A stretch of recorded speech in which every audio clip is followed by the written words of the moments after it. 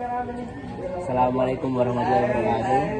Kembali bersama saya di podcast saya ya. Oke, jadi kali ini saya nggak sendirian nih. Ada teman saya. Jadi kita bakal sharing di sini tentang tema besarnya adalah impian 5 tahun ke depan. Oke, sebelum itu mungkin bisa dikenalin nama dan jurusannya, Mas. Oke, perkenalkan nama saya Rahmat Fadil Itisom dari kelas 10 SIJ 1. Oke, Mas Fadil, ini menurutmu penting nggak sih punya capaian atau impian untuk 5 tahun ke depan? Menurut saya cukup penting dikarenakan apabila kita tidak memiliki tujuan akhir, maka di situ kita akan lebih sering merasa futur atau malas. Kenapa? Apabila kita memiliki impian, maka itu akan menjadi titik patokan. Aku harus bisa seperti ini, maka usahaku harus begini. Oke. Nah, kalau dari Mas Fadil nih, untuk tujuan atau impian yang ingin dicapai 5 tahun ke depan itu ada apa aja sih? Oke, untuk tujuan saya kurang lebih 5 tahun ke depan itu lebih tepatnya setelah lulus itu saya ingin kemungkinan bekerja.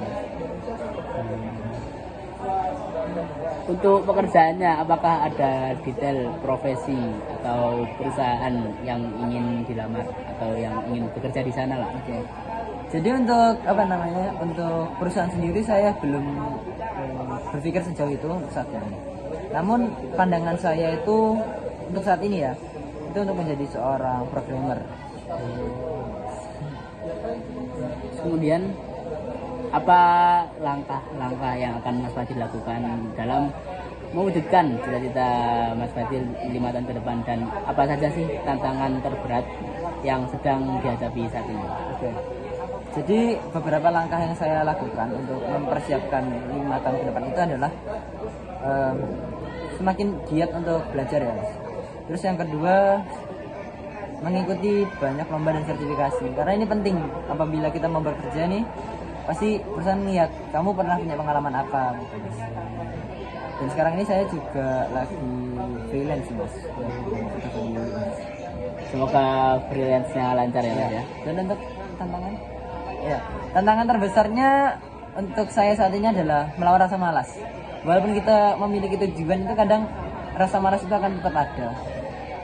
Ya namanya manusia kan ya. Gitu. Semangat.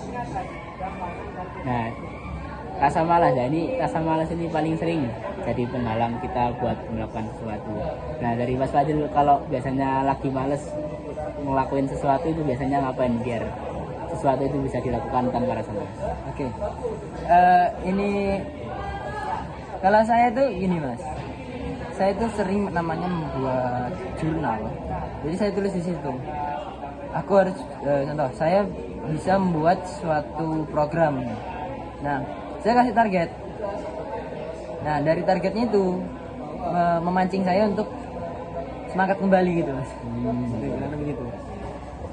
Oke, jadi itu saja podcast dari kami. Semoga bisa bermanfaat bagi kalian. Tetap semangat, karena 5 tahun itu bukan waktu yang sangat lama dan bukan waktu yang sangat pendek juga. Jadi kalian harus memanfaatkan waktu itu dengan baik-baik agar kalian tidak menyesal. Oke, terima kasih. Wassalamualaikum warahmatullahi wabarakatuh.